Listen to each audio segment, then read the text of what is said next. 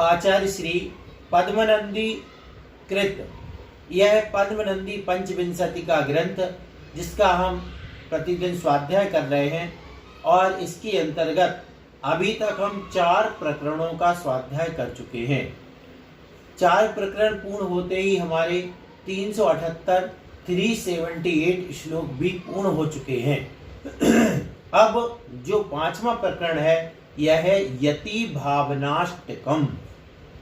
जैसे मंगलाष्टक होता है यानी 8 मंगल पद्य, इसी प्रकार से यति भावनाष्टकम।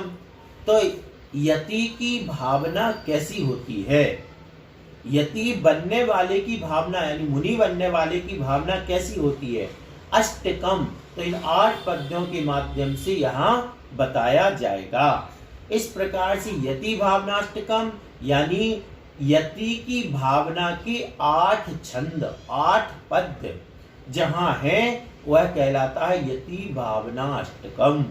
इस प्रकार से प्रारंभ करते हैं। पहला छंद है आदाय व्रतमात्म तत्त्वममलं ज्ञात्वाथ गत्वा वनं निःशेषामपि मोह कर्म जनिता हित्वा विकल्पावलिम् तिष्ठन्ति मनोमरुच्चिदचलै कत्वप्रमोदमुगता निष्कम्पा गिरिवज्जयन्ति मुनयः ते सर्वसंगोज्झिता। अर्थ है जो मुनि व्रत को ग्रहण करके निर्मल आत्म तत्व को जान करके वन में जाकर के तथा मोहनी कर्म के उदय से उत्पन्न होने वाले सब ही विकल्पों के समूह को छोड़ करके मन रूपी वायु से विचलित ना होने वाले स्थिर चैतन्य की में एकत्व के आनंद को प्राप्त हुए पर्वत के समान निश्चल रहते हैं, वे संपूर्ण परिग्रह से रहित मुनि जयवंत हों। क्या कह दिया कि मुनि कैसे हैं, पर्वत के जैसे। पर्वत कैसे होते हैं, निश्चल होते हैं। कैसे होते हैं, निश्चल। कितनी भी हवा चल जाए पर्वत उड़ने वाले नहीं है। पर्वत जैसे हवा चले पेड़ गिर जाए सब, लेकिन पर्वत जहाँ है वहीं रहता है। तो पर्वत हवाओं से डिगता नहीं है। इसी प्रकार वे मुनि कैसे हैं, ऐसे आत्मस्थ हो जाते हैं कि इन कर्म की वायु वगैरह से वे डिगते नहीं हैं। क्या कहा, पहली बात तो मुनि व्रत ग्रहण करके, जो कोई भव्य जीव पहले मुनि व्रत को ग्रहण करे, फिर निर्मल आत्म तत्व को जाने। ध्यान कौन करेगा, मुनि व्रत तो देखा देखी भी कोई ले सकता है, लेकिन सच्चा मुनि व्रत होगा तो वह ध्यान की ओर बढ़ेगा। तो ध्यान कब करेगा, जब उसको निर्मल आत्म तत्व का ज्ञान होगा। इसलिए मुनि बनना, निर्मल आत्म तत्व का ज्ञान करना और वन में जाकर के हमारे जो उत्कृष्ट योगी होते हैं वे क्या करते हैं, वन में जाकर के। यद्यपि पंचम काल में इस समय विशेष करके वन में जाना उचित नहीं है, लेकिन फिर भी जो स्वाध्याय होता है वह त्रैकालिक है। यह तत्व कैसा है, त्रैकालिक है। मुनि का स्वरूप कैसा, त्रैकालिक, हमेशा मुनि होते हैं। तो सब तरह के मुनियों की चर्चा की जाती है। उत्कृष्ट रूप को भले आज पालन होता हो या नहीं होता हो, मैं उत्कृष्ट रूप मतलब जिससे केवल ज्ञान प्राप्त होता है, पालन भले ना हो रहा हो, वह ध्यान नहीं हो रहा हो, लेकिन ऐसा नहीं है कि वह ध्यान नहीं हो रहा तो उसकी चर्चा बंद कर दें। नहीं, उसका हमें कितना गर्व होता है कि हमारे ऐसे मुनि भी होते हैं जब उत्तम सहनन होता है कि वे इस तरीके से साधना किया करते हैं, तो इससे हमें गर्व होता है। तो हम उसके जैसे आज अपन क्या करते, हमारे खानदान में ऐसा होता था, हमारे ऐसा होता था, ये सब बातें क्या हमें गर्व अनुभव कराती हैं, हमें कुछ करने की प्रेरणा देती हैं। आप कर सकते क्या, किसी ने कहा हमारे दादा के दादाजी दोनों साइड में 1-1 क्विंटल का गेहूं शक्कर का बोरा लिया और चल देते थे। शांति सागर महाराज किसी को नदी पार किया कर देते, कंधे पर बिठा करके किसी को शिखर जी की यात्रा करा दी। ये सब कहने का क्या तात्पर्य, हम तो नहीं करा सकते हैं, इतनी शक्ति तो नहीं है, लेकिन नहीं, इससे हमें गौरव होता है, इससे हमें कुछ करने की प्रेरणा मिलती है। इसलिए आचार्य महाराज कह रहे हैं कि वे क्या वन में जाकर के मुनि बन के आत्मज्ञान प्राप्त करके फिर वन में जाकर के क्या करते हैं, मोहिनी कर्म के उदय से उत्पन्न होने वाले सर्व विकल्प समूह को छोड़ करके, मोहिनी कर्म से जो विकल्प होते हैं, घर में रहेगा आदमी को मुंह आएगा, संतशाला में रहेगा वहां भी मोहिनी कर्म उसको परेशान, इसलिए सब कुछ छोड़ छाड़ करके कहाँ चले गए, वन में गए। अब वहां जाकर के मन रूपी वायु से विचलित ना होने वाले हैं। मन हवा की तरह चलता है, जो मन अच्छे अच्छों को डिगा देता है। जैसे हवा आती है तो बड़े बड़े पेड़ गिर जाते हैं, टीन टप्पर उड़ जाते हैं, लेकिन पर्वत नहीं उड़ता, तो वो पर्वत की तरह निश्चल ध्यान में एकाग्र हो जाते हैं। ऐसे मुनि एकत्व के आनंद को प्राप्त करते हैं वे उस समय, और पर्वत के समान निश्चल रहते हैं, संपूर्ण परिग्रह से रहित। ऐसे जो मुनि हैं, क्या मतलब, जो मुनि बने, व्रतों को धारण किया, आत्मज्ञान प्राप्त किया, मोहिनी कर्म के उदय से मोहित नहीं होते, राग द्वेष नहीं करते हैं, मन के हवा द्वारा वे यत्र तत्र डोलते नहीं, मतलब उनके परिणाम यहाँ वहाँ नहीं जाते हैं, और पर्वत के समान निश्चल जिस अवस्था में है, चाहे खड़गासन में हो या पद्मासन में, उसी में बैठे रहते हैं। वे मुनि जयवंत हो। क्या उत्कृष्ट मुनियों का, क्या उत्कृष्टतम श्रेष्ठतम वर्णन यहाँ पर किया गया है। ऐसे मुनिराज जयवंत हो। हम ऐसे मुनियों का ध्यान करते, तो जितनी हम जिन परमिष्टि का हम ध्यान कर रहे हैं, उनके जितने अच्छे गुणों का वर्णन करेंगे, जितने अच्छे गुणों का चिंतन करेंगे, उतना ही अच्छा हमारा धर्म ध्यान होगा, शुभोपयोग होगा, और कर्मों की निजरा होगी, पापों की निजरा होगी। इसलिए श्रेष्ठतम गुणों का चिंतन किया जाता है। ऐसे मुनि जयवंत हों। दूसरा छंद है, चेतो वृत्ति निरोधनेन कर्ण ग्रामं विविधायोद्वसं तत्संवृत्त गतागतं च मरुतो धैर्यं समाश्रित्य च पर्यंकेन मया शिवाय विधिवत् शून्यैके भूभद्दरी मध्यस्थेन कदाचिदर्पितदृशा स्थातव्यमन्तरमुखम्। मुनि विचार करते हैं। क्या विचार करते हैं? मैं मन के व्यापार को रोकता हुआ, इंद्रिय समूह को वीरान करके, वायु के गमनागमन को संकुचित करके, धैर्य का अवलंबन लेकर तथा मोक्ष प्राप्ति के निमित्त विधि पूर्वक पर्वत की एक निर्जन गुफा के बीच में पद्मासन से स्थिर होकर अपने स्वरूप पर दृष्टि रखता हुआ कब चेतन आत्मा में लीन हो स्थित हो जाऊंगा।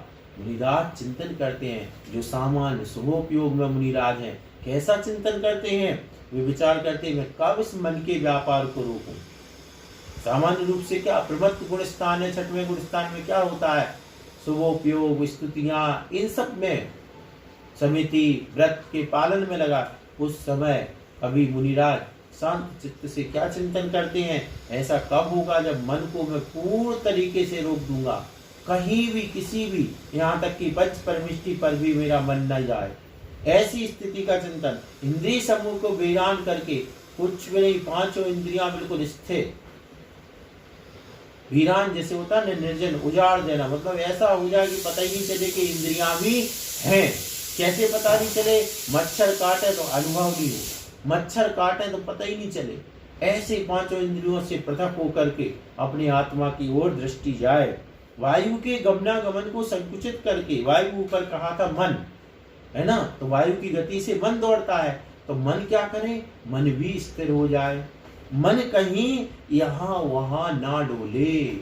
वायु रूपी जो मन है वह यहाँ वहां ना जाए, धैर्य का अवलंबन लेकर के। अब उस समय सबसे बड़ी जरूरत क्या है? जब आत्मा में लीन होते हैं तो धैर्य की आवश्यकता है, धैर्य की आवश्यकता है। ऐसा नहीं हो कोई रिद्धि सिद्धियां आ जाए और आप उसी में भटक जाओ, उन्हीं के प्रति मोहित हो जाओ, तो रिद्धियों सिद्धियों से नहीं, धैर्य होना चाहिए। कोई कष्ट होने लगे, दृष्टि जा सकती है, वेदना होगी, लेकिन रोना धोना नहीं है, दुखी नहीं होना। वेदना होना अलग बात है, और वेदना मतलब वेदना क्या सुखद भी होती है, दुखद भी होती है। तो जिसे अपन साता वेदनी असाता वेदनी कहते हैं, लेकिन उसमें सुखी मानना या दुखी मानना, तो ऐसा कार्य नहीं हो, इसके लिए धैर्य आवश्यक है।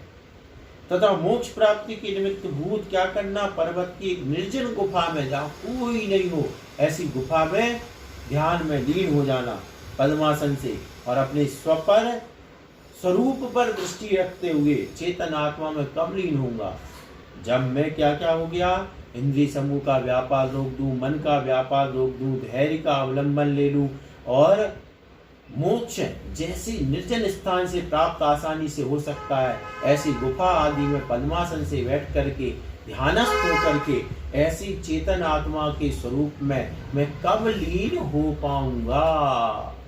धर कर दिगंबर 28 गुण कब पालन करूं, इस प्रकार की जो भावना है कि मैं कब ऐसा दिन आएगा कि जब ऐसे परम मुद्रा धारण करके और मुनि के उत्कृष्ट आत्म स्वरूप को प्राप्त कर पाऊंगा।